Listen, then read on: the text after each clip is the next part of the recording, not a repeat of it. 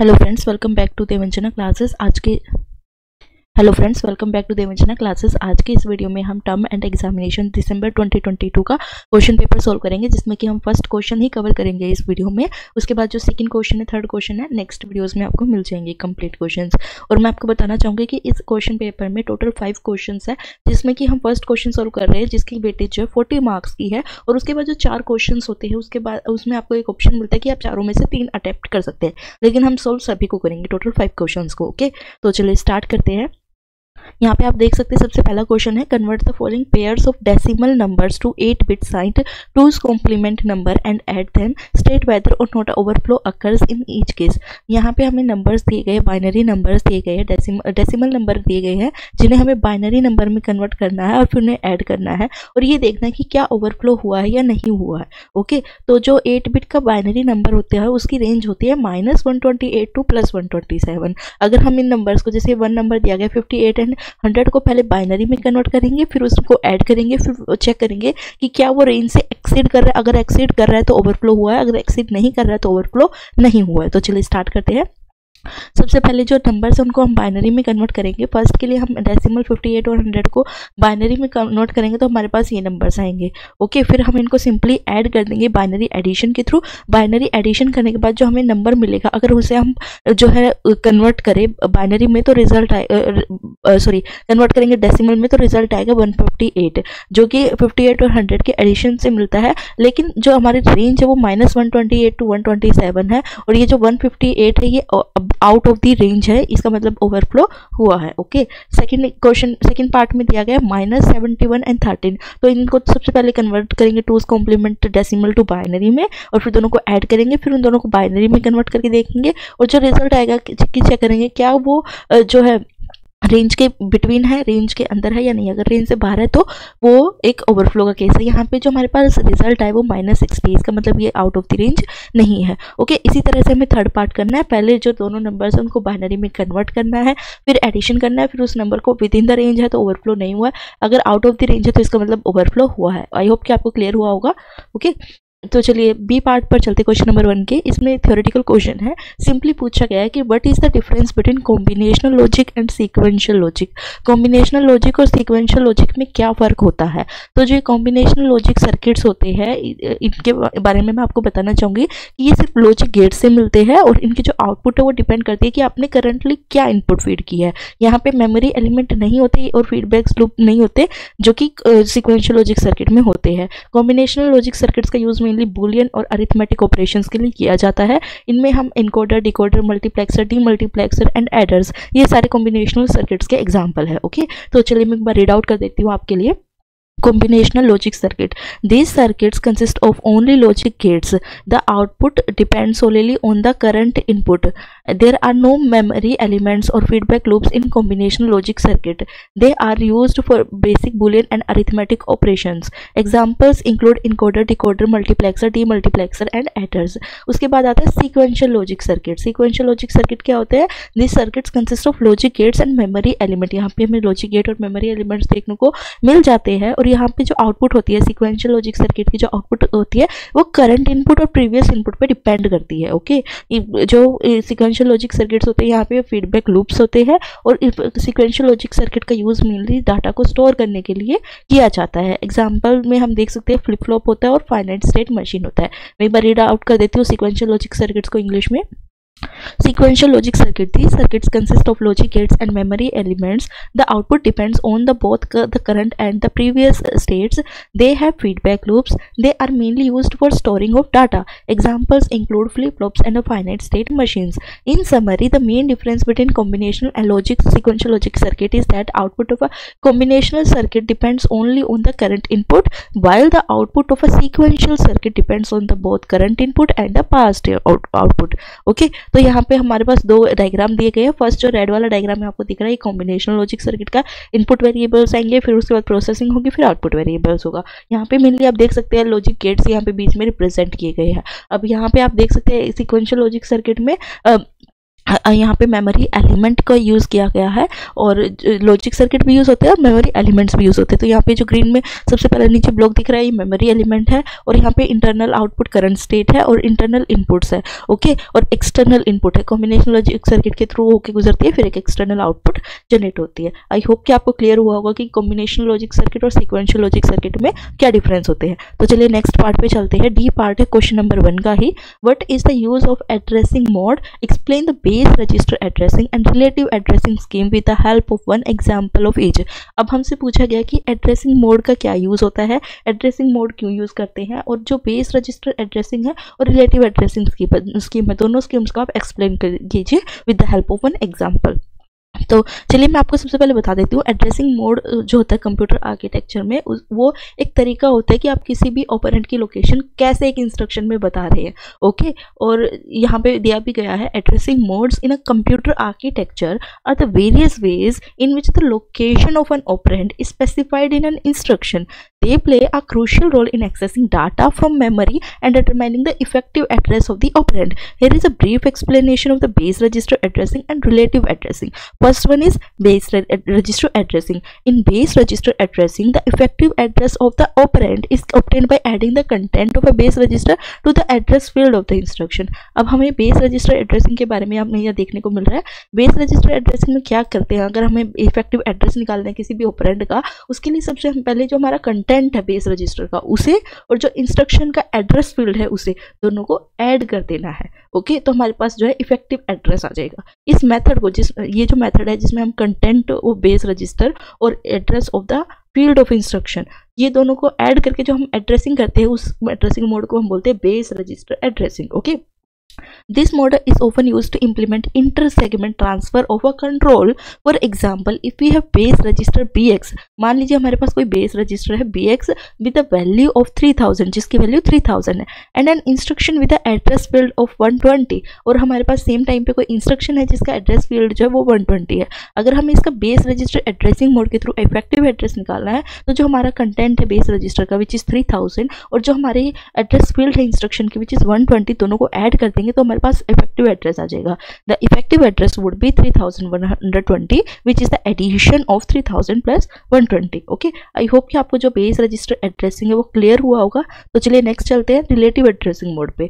अब relative addressing mode में क्या है, इफेक्टिव एड्रेस अगर हमें किसी ऑपरेंड का निकालना है तो उसमें कितनी डिस्प्लेसमेंट हुई है और जो कंटेंट है डिस्प्लेसमेंट कितनी हुई है उसे और जो कंटेंट है सीपीयू का उसे ऐड कर देंगे तो हमारे पास रिलेटिव एड्रेसिंग आ जाएगी। मान लीजिए जो इमीडिएट वैल्यू है, मान लीजिए कोई इंस्ट्रक्शन है उसकी डिस्प्लेसमेंट हुई है वन टू अनदर, तो उसमें जो इमीडिएट वैल्यू दी गई है इंस्ट्रक्शन को वो कितना डिफर करती है वो plus the content of the CPU register के अंदर जितना कंटेंट है उसे अगर हम ऐड करेंगे तो हमारे पास रिलेटिव एड्रेसिंग आ जाएगी।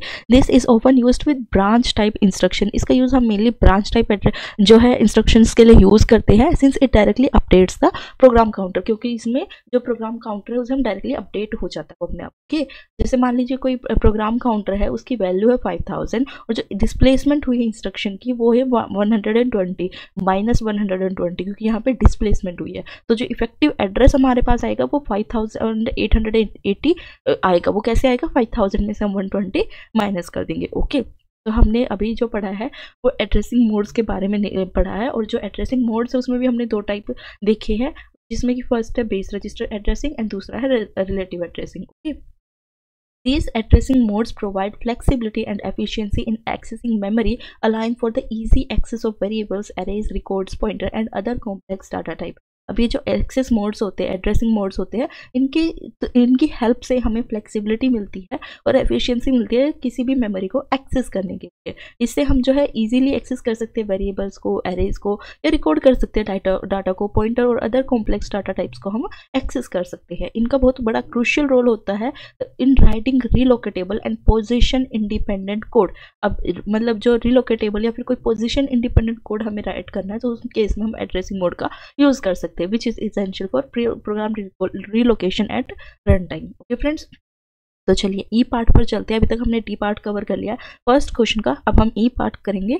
Explain the layout of a magnetic disk with the help of a diagram. हमें ये बोला गया कि जो मैग्नेटिक डिस्क होती है उसका लेआउट एक्सप्लेन कीजिए डायग्राम की हेल्प से। Also explain axis time on magnetic disc, और जो मैग्नेटिक डिस्क होता है उस पर एक्सिस टाइम क्या होता है ये भी एक्सप्लेन कीजिए। तो चलिए स्टार्ट करते हैं मैग्नेटिक डिस्क के लेआउट से। तो जो लेआउट होता है मैग्नेटिक डिस्क का, उसके बारे में हमें सिंपली एक पैराग्राफ दिया गया है जिसे हम पढ़ लेते हैं, फिर उसके बाद एक्सप्लेन करेंगे। Okay, A magnetic disk is a type of a secondary memory that is a flat disk covered with a magnetic coating to hold information. The entire disk is divided into platter, each platter consisting of concentric circles called tracks. These tracks are further divided into sectors which are for the smallest division in the disk. A cylinder is formed by the combining the tracks at a given radius of a disk pack. There exists a mechanical arm called a read or write head. It is used to read from and write to the disk. Each platter has two surfaces, top and bottom, and both the surfaces are used to store the data. Each surface has its own read or write head. Now let's okay तो यहाँ तक हमने read कर लिया है इसको। इसमें मेरे लिए क्या दिया गया है कि जो मैग्नेटिक डिस्क है एक सेकेंडरी मेमोरी होती है जो कि एक फ्लैट डिस्क की तरह दिखती है। अब ये जो फ्लैट डिस्क की तरह दिखने वाली सेकेंडरी मेमोरी हम मैग्नेटिक डिस्क का नाम दे रहे हैं, ये जो है मैग्नेटिक कोटिंग से कवर होती है। इसी मैग्नेटिक कोटिंग की वजह से एक मैग्नेटिक डिस्क जो है इंफॉर्मेशन स्टोर कर पाती है या होल्ड कर पाती है। ओके, जो पूरी एक डिस्क है उसको हम डिवाइड कर सकते हैं प्लेटर्स में, और प्लेटर को फर्दर डिवाइड किया गया है ट्रैक्स में। अब ये जो ट्रैक्स है उनको सेक्टर में डिवाइड किया गया है। देख रहे हैं आप, three division है। First, magnetic disk is the flat disk which is divided into platers, and platers are divided into tracks, and tracks are divided into tracks are divided into sectors. Sector जो है वो किसी भी magnetic disk की smallest division है। Okay तो ये जो ट्रैक्स होते हैं कॉन्सेंट्रिक सर्कल्स के फॉर्म में होते हैं, और ये जो सर्कल मतलब जो ये प्लेटर्स होते हैं, प्लेटर के ऊपर कॉन्सेंट्रिक सर्कल्स होते हैं जिनको ट्रैक बोलते हैं, और ये ट्रैक जो है सेक्टर्स में डिवाइडेड होती है। अब जो इस ट्रैक है जो कि प्लेटर के बाद वाली डिवीजन है, इसमें जो है अगर हम एक गिवन रेडियस में इनको देखें, सर्कल्स को देखें, इन ट्रैक्स को देखें, तो एक सिलेंडर का फॉर्म या डिस्क पैक ये बना रहे हैं। ओके, अब ये जो मैग्नेटिक डिस्क है, यहाँ पे आपको पिक्चर भी दिखाई दे रही होगी मैग्नेटिक डिस्क की, इस पे एक हार्ड कोटिंग होती है, एक हार्ड मैकेनिकल आर्म होती है जिससे कि हम रीड कर सकते हैं मेमोरी में या राइट कर सकते हैं। मैग्नेटिक डिस्क में रीड या राइट कर सकते हैं। ओके, और जो हर एक प्लेटर होता है डिस्क का, उसके दो सरफेस होते हैं, एक टॉप सरफेस एंड एक बॉटम सरफेस। तो दोनों ही सरफेस जो है डाटा स्टोर करने के लिए यूज़ किए जाते हैं। आई होप कि आपको क्लियर हुआ होगा। अब हम बात करेंगे access time on magnetic disk. अभी तक हमने मैग्नेटिक डिस्क के बारे में जाना था, जिसमें कि जो मैग्नेटिक डिस्क है वो एक हार्ड सरफेस डिस्क है जिसको जो कि डिवाइड होती है प्लेटर्स में। प्लेटर्स के दो सरफेस होते हैं, एक टॉप प्लेटर एंड एक जो है बॉटम प्लेटर। दोनों का ही यूज़ हम डाटा को स्टोर करने के लिए करते हैं। प्लेटर के बाद हमारी नेक्स्ट डिवीजन होती है ट्रैक्स, जो कि कॉन्सेंट्रिक सर्कल्स के फॉर्म में होते हैं। अगर हम इन दोनों को सभी सर्कल्स को मिला दिए गिवन रेडियस, तो वो एक जो है सिलेंडर की फॉर्म शेप में दिखाई देता है। अब ट्रैक्स जो है फर्दर डिवाइडेड है in the form of sectors. Sector is the smallest division of magnetic disk. Okay, अब हम बात करने वाले access time on disk. Access का मतलब ये होता है किसी भी चीज के अंदर जाना या किसी भी चीज को देख पाना या किसी भी चीज की अनुमति होना। एक्सिस का मतलब होता है अनुमति। ओके, अब मान लीजिए हमारे पास मैग्नेटिक डिस्क में कोई डाटा है जो हमें चाहिए, या फिर हमें फैच करना है या रिट्राइव करना है या हमें एक्सेस करना है उस डाटा को, तो हमें कितना टाइम लगेगा कि हम उस डाटा को एक्सेस कर पाए, तो वो होता है access. Okay, the access time or a response time of a rotating drive. किसी भी रोटेटिंग ड्राइव का एक्सेस टाइम या फिर रिस्पॉन्स टाइम वो टाइम होता है is a measure of the time it takes before the drive can actually transfer data. The time taken to retrieve an item of information from a storage is called access time. Access time may be counted in nanosecond for a semiconductor device, in millisecond for a magnetic disk. The average access time in the magnetic disk is of the order of 50 milliseconds. Fast hard disk drives for a personal computer boast access time of about 9 to 15 milliseconds. The average seek time on a moderate disk is 8 to 12 millisecond. अभी जो access time होते हैं ये वो time होता है कि अगर हम किसी डाटा को फेच करना चाहते हैं तो वो जो रोटेटिंग ड्राइव है या जो डिस्क है वो कितना टाइम लेती है जो डाटा है उसको ट्रांसफ़र करने में, एक्चुअल डाटा को ट्रांसफ़र करने में. ओके, तो इसको हम बोलते हैं एक्सेस टाइम. अब ये जो एवरेज एक्सेस टाइम है सीक टाइम है उसे हम निकाल सकते हैं by addition of seek time, average rotational delay और sector time, overhead and queuing delay. इन सबको हम ऐड करेंगे तो ये हमारे पास डिस्क एक्सेस टाइम आ जाएगा. ओके, अब एफ पार्ट देख लेते हैं क्वेश्चन नंबर 1 का ही. Explain the concept of programmed input output with the help of flow chart. अब हमें एक्सप्लेन करना है कि इनपुट आउटपुट फ्लो चार्ट के थ्रू से शो करना है। तो प्रोग्राम्ड इनपुट आउटपुट जो है एक मेथड है डाटा ट्रांसफर का between central process unit and peripheral devices. अब कोई भी पेरिफेरल डिवाइस हमें सीपीयू से डाटा ट्रांसफर करना है तो उसके लिए हम प्रोग्राम्ड इनपुट आउटपुट जो है मेथड का यूज़ करते हैं। अब ये प्रोग्राम्ड इनपुट आउटपुट क्या है, एक डाटा ट्रांसमिशन मेथड है जिसमें कि हर एक डाटा आइटम इनिशिएट किया जाता है एक इंस्ट्रक्शन की फॉर्म में। मतलब कोई भी डाटा आइटम हमें ट्रांसफर करना है तो उसके लिए पहले एक प्रोग्राम बनाया जाएगा, प्रोग्राम में इंस्ट्रक्शन होगी और वो इंस्ट्रक्शन जब लागू की जाएगी या जब वो इंस्ट्रक्शन स्टार्ट की जाएगी तब वो जो है डाटा का ट्रांसफर शुरू होगा। ओके, इस केस में क्या होता है, प्रोग्राम्ड इनपुट आउटपुट में जो हर एक इंस्ट्रक्शन है वो सीपीयू के थ्रू मॉनिटर कर जाएगी। ओके, तो इसमें सीपीयू जो है इन्वॉल्व होना चाहिए हर एक ट्रांजेक्शन और इसमें कांस्टेंट मॉनिटरिंग चाहिए by the peripherals of the peripherals by the CPU. मैं एक बार आपको क्लियरली रीड आउट कर देती हूँ इसके बारे में, प्रोग्राम्ड इनपुट आउटपुट मेथड के बारे में। Programmed input output APIO is a method of a data transmission between central processing unit CPU and a peripheral device. Each data item transfer is initiated by an instruction in the computer involving the CPU for every transaction. This method requires constant monitoring of the peripheral by the CPUs. और यहाँ पे हमें एक simple एक diagram दिया गया है जिसमें कि हम ये प्रोग्राम इनपुट आउटपुट वर्क कैसे करते हैं। तो आप यहाँ पे देख सकते हैं, सबसे पहले हम स्टार्ट करेंगे। स्टार्ट में ये देखेंगे कि क्या हमें डाटा ट्रांसफर की नीड है, अगर है तो फिर हम उसके लिए अलग प्रोसीजर करेंगे, अगर नहीं है डाटा ट्रांसफर की नीड तो हम उसको नो करेंगे और जो डाटा ट्रांसफर स्टॉप कर देंगे। अगर जो है नीड है डाटा ट्रांसफर की तो हम यस पे क्लिक करेंगे। यस करने के बाद इनिशिएट डाटा ट्रांसफर को इनिशिएट करेंगे। इनिशिएट करने के बाद जो हम देखेंगे क्या डाटा ट्रांसफर कंप्लीट हो गया है, अगर कंप्लीट हो गया है तो स्टॉप द प्रोसेस, अगर कंप्लीट नहीं हुआ है then continue the previous process. मतलब हम इंस्ट्रक्शन ऐड करेंगे फिर से और फिर मतलब डाटा ट्रांसफर इनिशिएट करेंगे और फिर प्रोसेस करेंगे। ओके, तो यहाँ पे सिंपली एक फ्लो चार्ट के रूप में आप यहाँ पे हमें एक और फ्लो चार्ट दिया गया है जो कि जो है सिंबल्स के साथ। सबसे पहले आप देख सकते हैं इस फ्लो चार्ट में ओवल शेप में ये स्टार्ट लिखा हुआ है, स्टार्ट के बाद इनपुट नंबर 1, इनपुट नंबर 2, फिर कंडीशन यहाँ पे क्या नंबर 1 के इनपुट्स आता है, नंबर 2 के इनपुट पे अगर ये ट्रू है तो डिस्प्ले नंबर 1, अगर ये फॉल्स है तो डिस्प्ले नंबर 2। और यहाँ पे फिर से एक ओवल में एक सर्कल में जो रिजल्ट स्टोर हो जाएगा और ओवल से ये जो फ्लो चार्ट है वो स्टॉप हो जाएगा। तो इस केस में क्या है, जो ओवल सिंबल है वो यूज किए गए स्टार्ट और end of the process. Okay, the rectangles or processing represent operations such as initiating data transfer and monitoring the peripheral devices. और जो थर्ड है द डायमंड या डिसीजन बोल सकते हैं हम इसे, डिसीजन पैरामीटर है। The diamond decision represent decision points where the CPU checks if there is a need for data transfer and if the data transfer is complete. ये जो मेथड है बहुत ज़्यादा सिंपल है और लेकिन ये प्रैक्टिकल नहीं है। ओके, क्योंकि जो CPU वो कॉन्स्टेंटली मॉनिटर करेगा कि क्या डाटा ट्रांसफर हो गया या नहीं हुआ है। तो ये जो है इसमें CPU का वेस्टेज ऑफ टाइम हो सकता है या CPU साइकिल्स का वेस्टेज ऑफ टाइम हो सकता है। लेकिन अगर हमें PIO की जगह कोई और मेथड यूज़ करना है जिसमें कि हमें ज़्यादा मेमोरी यूज़ ना करनी पड़े या ज़्यादा CPU की मॉनिटर रिक्वायर ना हो, तो उस केस में हम DMA का यूज़ कर सकते हैं जो कि होते हैं direct memory access. Okay, in this method which is known as PIO, programmed instruction method, programmed input output method is a simple but can be inefficient as it requires the CPU to constantly monitor the peripheral device, leading to potential wastage of the CPU cycle. This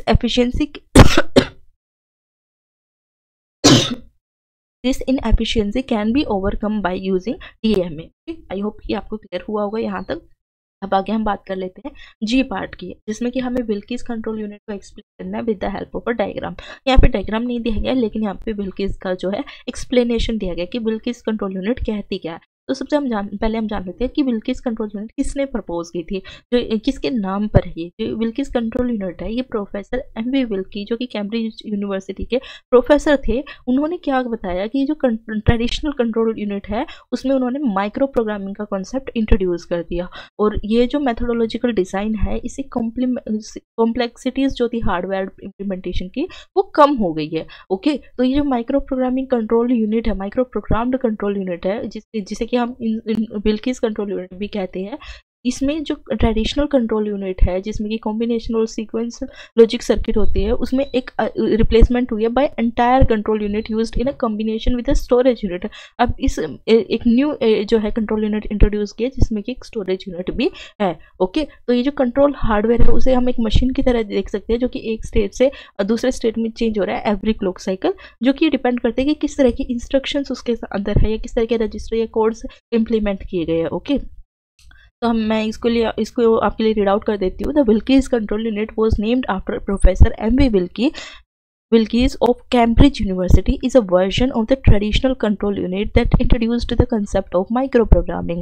It is methodological design that simplifies the complexity of a hardware implementation. In the microprogrammed control unit, also known as Wilkes control unit, the traditional control unit, which is composed of a combinational and sequential logic circuits, is replaced by an entire control unit used in combination with a storage unit. The hardware can be viewed as a state machine that changes from one state to another in every clock cycle depending on the contents of the instruction register, the condition codes and the external inputs. The outputs of the state machine are the control signal. Okay, I hope कि आपको Wilkes की जो control unit है वो clear हुई होगी।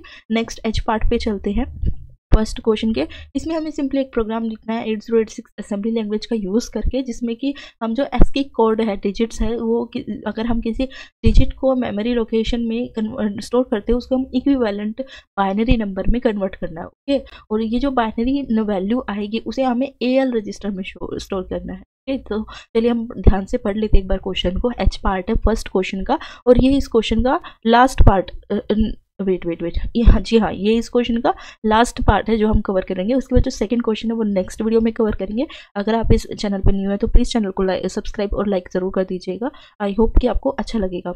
तो चलिए स्टार्ट करते हैं एच पार्ट को। Write the program using 8086 assembly language that converts an ASCII second digit stored in memory location to equivalent binary value.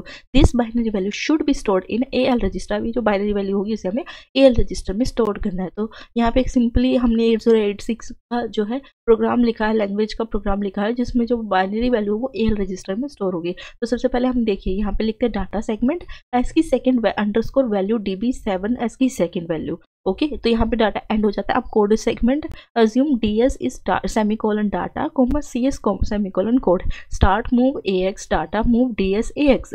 अब यहाँ पे जो डाटा है वो मूव होगा AX में और जो DS है डाटा सेगमेंट है, कोड सेगमेंट डाटा है DS है, वो मूव होगा AX में। Okay, move AL ASCII second value load ASCII second value into AL subtraction SUB AL 30H convert ASCII second to binary by subtracting excess value to 0। Okay, तो यहाँ पे आप simply देख सकते हैं ये, माफ़ी चाहूँगी फ्रेंड्स बीच में डिस्टर्बेंस के लिए। तो चलिए स्टार्ट करते हैं। हम असेंबली लैंग्वेज का एक प्रोग्राम लिख रहे थे जिसमें कि हमने ये सारी डिटेल स्पेसिफाई कर दी थी। फिर हम जब इसको रन करेंगे तो यहाँ पे हमारे पास जो है जो रिजल्ट स्टोर होगा वो AX रजिस्टर AL रजिस्टर में ही स्टोर होगा। तो देखिए इस प्रोग्राम में आप देख सकते हैं कि जो ASCII सेकेंड वैल्यू है उसकी वैल्यू बिटवीन 0 and 9 होगी। ओके, अगर कोई भी ASCII सेकेंड है जिसकी वैल्यू ASCII सेकेंड वैल्यू है जिसकी वैल्यू इस रेंज से 0 to 9 से एक्सीड करेगी तो ये जो प्रोग्राम है ये ढंग से काम नहीं करेगा। ओके, और ये जो प्रोग्राम है इसको रन करने के लिए वही इन्वायरमेंट चाहिए जो 8086 असेंबली लैंग्वेज प्रोग्रामिंग को सपोर्ट करता है, जैसे कि एमुलेटर जो है असेंबली लैंग्वेज प्रोग्रामिंग को सपोर्ट करता है। ओके, बाकी आप देख सकते हैं यहाँ पे कंप्लीट एक्सप्लेनेशन है और यहाँ पे हम इस क्वेश्चन को स्टॉप कर रहे हैं और ये क्वेश्चन खत्म हो जाता है। नेक्स्ट सेकंड नंबर क्वेश्चन हम नेक्स्ट वीडियो में कवर करेंगे। आई होप कि आपको वीडियो अच्छी लगी होगी। अगर वीडियो अच्छी लगी तो प्लीज़ वीडियो को लाइक और चैनल को सब्सक्राइब जरूर कीजिएगा। Thank you so much for watching. I appreciate your time.